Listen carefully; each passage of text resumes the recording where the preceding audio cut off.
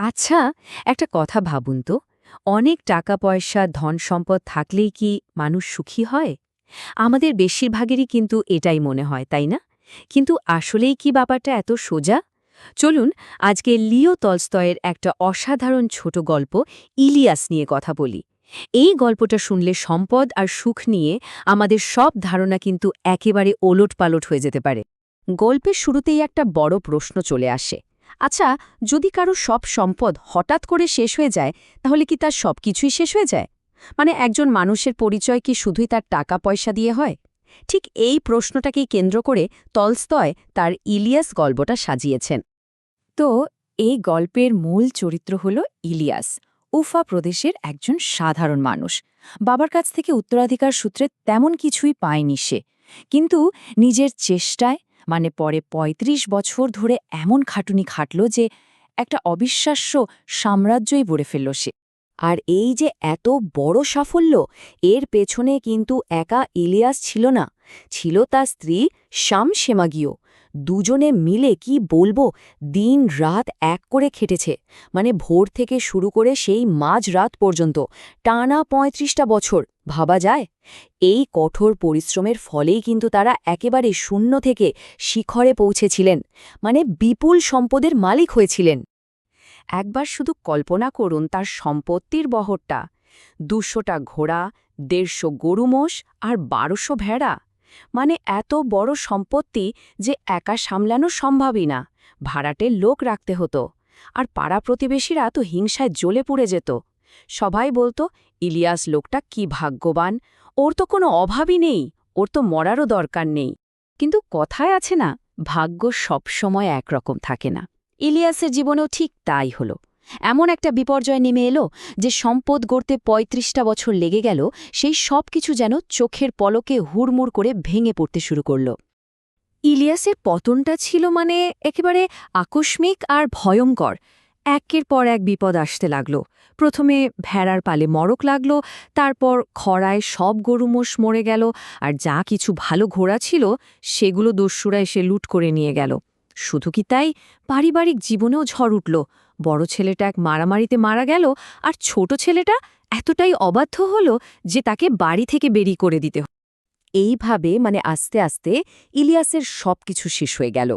অবস্থা এমন দাঁড়ালো যে শেষে নিজের পরনের পশমের কোট, কম্বল, ঘোড়ার জিন, এমনকি ঘরের শেষ বাসনপত্রগুলো পর্যন্ত বিক্রি করে দিতে হলো। ভাবুন একবার, বৃদ্ধ বয়সে এসে ইলিয়াস আর তার স্ত্রী একেবারে পথের ভিখারি হয়ে গেল। যখন তাদের আর কিচ্ছু রইল না, ঠিক তখনই তাদের জীবনে একটা নতুন অধ্যায় শুরু হলো। সবকিছু হারিয়ে তারা শেষমেশ আশ্রয় নিল এক প্রতিবেশীর বাড়িতে। তাদের এই চরম দুর্দিনে এগিয়ে এলেন তাদেরই এক প্রতিবেশী, মোহাম্মদ শাহ। তিনি খুব দয়ালু ছিলেন, তাই এই বৃদ্ধ দম্পতিকে নিজের বাড়িতে থাকতে দিলেন। কিন্তু ভাবুন একবার, যে ইলিয়াস আর তার স্ত্রী একসময় মনিব ছিল, তারা এখন সেই প্রতিবেশীর বাড়িতেই ভৃত্য বা চাকরের কাজ শুরু করল। তো একদিনের ঘটনা, মোহাম্মদ শাহের বাড়িতে দূর থেকে কিছু মেহমান এলেন। মোহাম্মদ শাহ তাদের আপ্যায়নের জন্য একটা ভেড়া জবাই করার হুকুম দিলেন, আর ইলিয়াসই সেই ভেড়াটা নিয়ে অতিথিদের সামনে এলো। তাকে দেখে তো অতিথিরা অবাক। তারা জানতে চাইল এই বৃদ্ধ লোকটাকে। আর ঠিক এখানেই গল্পের আসল মর্তা। ইলিয়াসের অতীত জীবনের সব কথা শোনার পর অতিথিদের সঙ্গে তার যে কথাবার্তা হয়, সেটাই সুখ নিয়ে আমাদের এতদিনকার সব ধারণাকে একেবারে নাড়িয়ে দেয়। ইলিয়াসের সব কথা শুনে তো অতিথিরা খুব দুঃখ পেলেন, স্বাভাবিক তাই না? তাদের একজন বলেই ফেললেন, আপনাদের আগের সেই সুখ সমৃদ্ধির কথা আর এখনকার এই দুরবস্থার কথা শুনে আমাদের যে কি কষ্ট হচ্ছে। আসলে তারা ভেবেছিলেন ইলিয়াস নিশ্চয়ই তার হারানো দিনগুলোর জন্য খুব আফসোস করে, খুব কষ্ট পায়। কিন্তু ইলিয়াসের উত্তরটা ছিল একদম অপ্রত্যাশিত। সে হেসে বলল, না না, আমি ঠাট্টা করছি না, আমি সত্যি কথাই বলছি। বিশ্বাস করুন, ৫০টা বছর ধরে আমরা সুখ খুঁজেছি, কিন্তু একদিনের জন্য পাইনি। শুধু ইলিয়াস নয়, তার স্ত্রী শামশেমাগীও তার কথায় সায় দিয়ে বলল, হ্যাঁ, এটাই আমাদের জীবনের আসল সত্যি।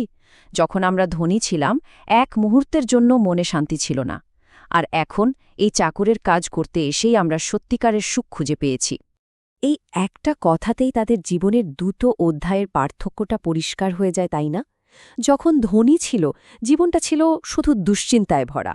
এই মেহমান আসছে, তো মজুরদের দেখতে হচ্ছে, পশুদের কি হবে, সারাক্ষণ টেনশন। নিজেদের সঙ্গে কথা বলার বা ঈশ্বরকে ডাকানো ফুরসাত ছিল না। আর এখন এখন এই ভৃত্যের জীবনে কোনো দুনিয়াবি চিন্তাই নেই।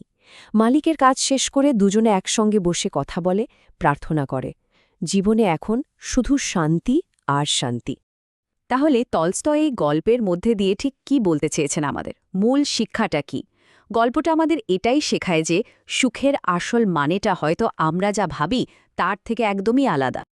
ইলিয়াসের কথা শুনে অতিথিরা প্রথমে তো হেসেই ফেলেছিল, কিন্তু পরে যখন দেখল সে একদম মন থেকে কথাগুলো বলছে, তখন তারা বুঝতে পারল এটা কোনো ঠাট্টাতামাশা নয়।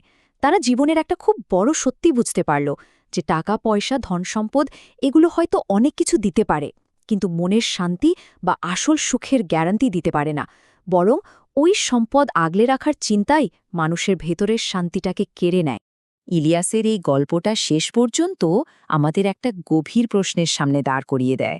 আচ্ছা, জীবনের সবকিছু পাওয়ার মধ্যেই কি আসল সুখ, নাকি এই জাগতিক জিনিসের লোভ ছেড়ে দিয়ে একটা চিন্তামুক্ত জীবন কাটানোর মধ্যেই লুকিয়ে আছে সত্যিকারের আনন্দ?